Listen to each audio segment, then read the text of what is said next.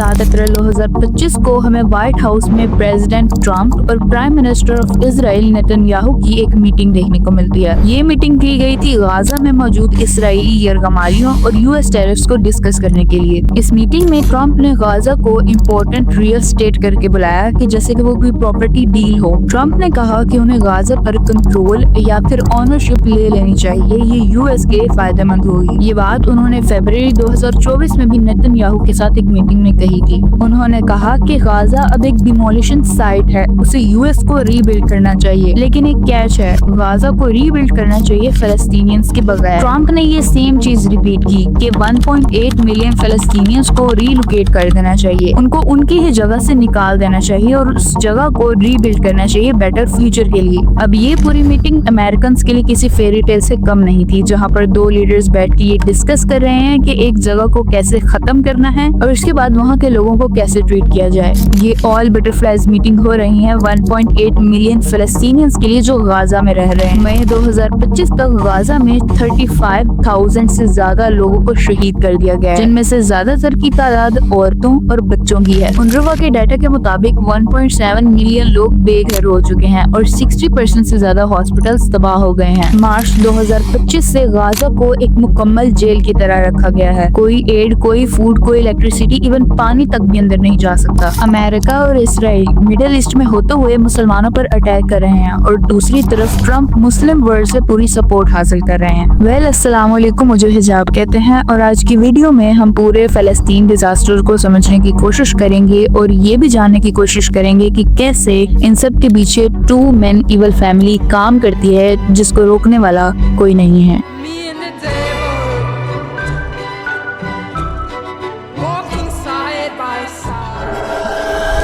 23 मार्च 2025 को 15 Palestinians, red crescent paramedics और rescue workers plus एक यूएन स्टाफ मेंबर, 5 एम्बुलेंसेस, एक फायर ट्रक और एक यूएन व्हीकल में राफा साउदर्न गाजा गए थे। ये इसराइली अटैक में इंजर्ड पैलेस्टीनियंस को मेडिकल हेल्प देने गए थे। यूएन के मुताबिक इसराइल इन सारे व्हीकल्स पर अटैक कर देता है। इसके 5 दिन बाद इसराइली मिलिट्री ने यूएन टीम को अंदर जाने दिया। जब यूएन टीम अंदर गई तो उनको एक बहुत बड़ी कब्र मिली और उस कब्र में उन्हीं 15 पैरामेडिक स्टाफ्स की लाश थी, जिनको पहले टारगेट किया गया था। न्यूयॉर्क टाइम की तरफ से भी एक वीडियो रिलीज किया गया जो कि सर्वाइवर के फोन से मिली थी। वीडियो में देखा जा सकता है कि एम्बुलेंसेस की लाइट उस वक्त भी ऑन थी, क्लियर देखा जा सकता है कि ये एम्बुलेंसेस हैं। अब ये सब तो हुआ, प्रूफ सबके सामने था, लेकिन उसके बावजूद भी आईडीएफ ने अपने पुराने पैटर्न को फॉलो किया, अपने पुराने ड्रामे को फॉलो किया। पहले लोगों को जान से मारने के बाद उनकी बॉडीज को छुपाने के लिए दफना दिया गया और जब बॉडीज डिस्कवर हुई तो कहा कि उसके ऊपर इसलिए अटैक किया गया क्योंकि वो हमास की थी और ये गाड़ियां बिना किसी लाइटिंग के इसराइली आर्मी की तरफ बढ़ रही थी। जबकि वीडियो में साफ तरीके से देखा जा सकता है कि एम्बुलेंसेस की लाइट ऑन थी। मीडिया हाउसेस जैसे कि BBC, स्काई न्यूज और फॉक्स न्यूज और न्यूयॉर्क टाइम्स, इन सभी पर इस न्यूज को कवर किया गया, लेकिन इन सब न्यूज को कवर करने के बावजूद भी किसी भी मीडिया हाउस ने इसराइली या फिर इसराइली आर्मी को डायरेक्ट ब्लेम नहीं किया।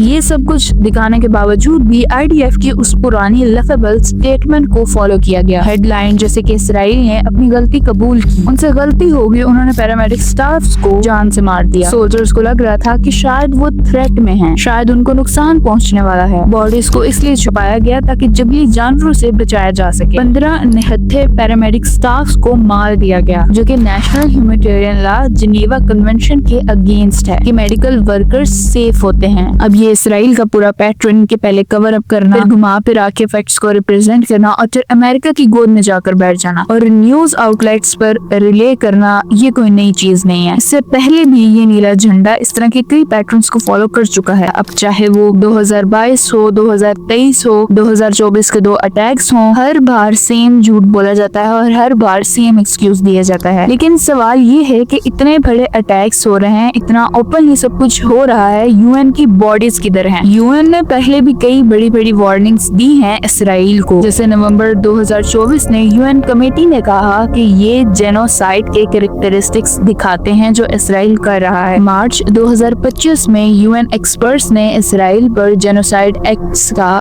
इल्जाम लगाया। अप्रैल 2025 में सिक्योरिटी काउंसिल में यूएन चीफ ने कहा मेडिकल वर्कर्स को मारना वॉर क्राइम हो सकता है। अब एड्स भेजने की कोशिश ऊंचा और उनवा करते रहे, लेकिन मार्च 2025 से जब से इसराइल का ब्लॉकेट लगा हुआ है, ये सब एड्स भी जाना मुश्किल हो गए हैं। सिक्योरिटी काउंसिल में सीज फायर रेजोल्यूशन पास किया गया, जैसे मार्च 2024 में एक इमीडिएट सीज फायर ऐलान किया गया, लेकिन ये इम्प्लीमेंट नहीं हो पा रही है। जेनोसाइड को लेकर स्ट्रिक्ट पॉलिसीज हैं। यूएन जिनीवा कन्वेंशन के अंदर बोलता है कि मेडिकल वर्कर्स पर अटैक वॉर क्राइम है, और इसराइल का बार बार मेडिकल वर्कर्स पर अटैक करना IHL के अगेंस्ट है।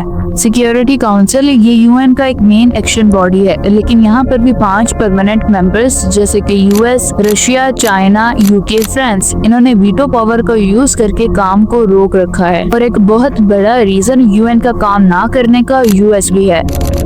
अब यूएस और इसराइल दोनों फैमिलीज की तरह काम करते हैं। यूएस इसराइल के बड़े भाइयों की तरह है। इसराइल कहीं पर कोई भी मेस क्यों ना क्रिएट कर दे, पीछे से यूएस उस मेस को क्लियर करने का काम करता है। सिक्योरिटी काउंसिल की ही एग्जांपल ले लीजिए, वहाँ पर बार बार वीटो पावर का यूज करके सीज फायर की रेजोल्यूशन को रोका जा रहा है। यूएस खुद इसराइल को $4 बिलियन ईयरली देता है, पॉलिटिकली सपोर्ट भी करता है। अब सिक्योरिटी काउंसिल में चाइना और रशिया पैलेस्टाइन की तरफ बोलते हैं, लेकिन यूएस और यूके इसराइल की साइड पे हैं। तो ये यूएन को स्प्लिट पैरालाइज कर देता है, कोई भी यूनाइटेड एक्शन नहीं हो पाता, और किसी भी किस्म का कोई रेजोल्यूशन पास किया जाता है तो वो ब्लॉक हो जाता है या फिर किसी किस्म से वो रोक जाता है। यूएन बॉडी उन रवाज जो कि गाजा में एड्स पहुंचाने का काम कर रही थी, वो खुद फंडिंग क्राइसिस से गुजर रही है। फरवरी 2025 से इसराइल ने उनरवा पर हमले बढ़ा दिए हैं, और साथ ही यूएस से भी फंडिंग कट कर दिया है। बिना फंडिंग के या फिर बिना पैसों के यूएन के हाथ और भी ज्यादा टाइट बन जाते हैं। आम लफ्जों में जो ये हमारी 2 मैन की इवल फैमिली है, इसके सामने यूएन की बिल्कुल भी नहीं चलती जब तक ये 2 मैन इवल फैमिली साथ जुड़े हैं। इसके अलावा इंटरनेशनल मीडिया को भी इन्होंने खरीद रखा है, क्योंकि American Israel public affairs committee US में $100 billion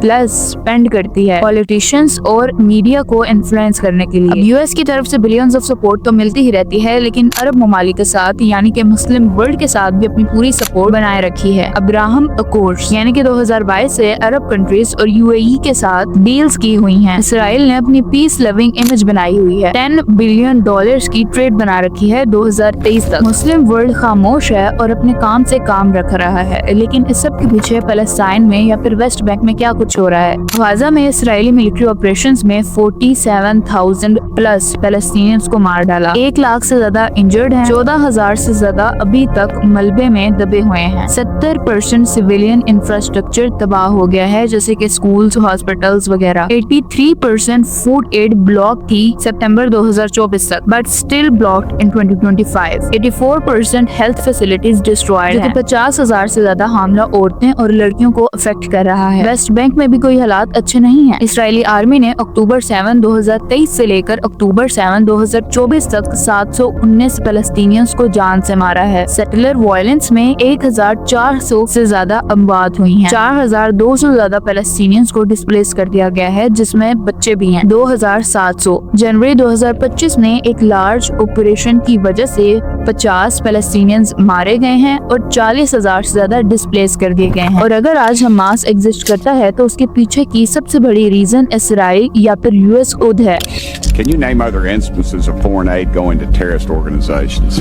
We have assisted Al-Shabaab in Somalia. There's been instances of the Khamsi network in Sudan, Hamas, Islamic Jihad, Hezbollah, Kataiba Hezbollah, Hayat Tahrir al-Shams in Syria.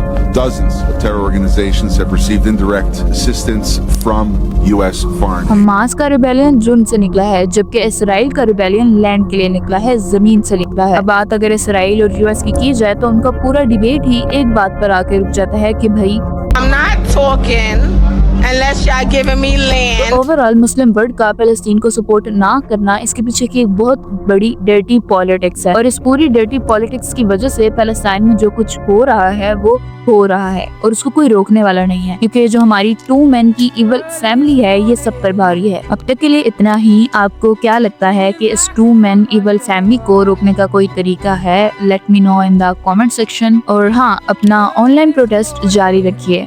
Thanks for watching. When you knocked upon my door and I said, hello, Satan.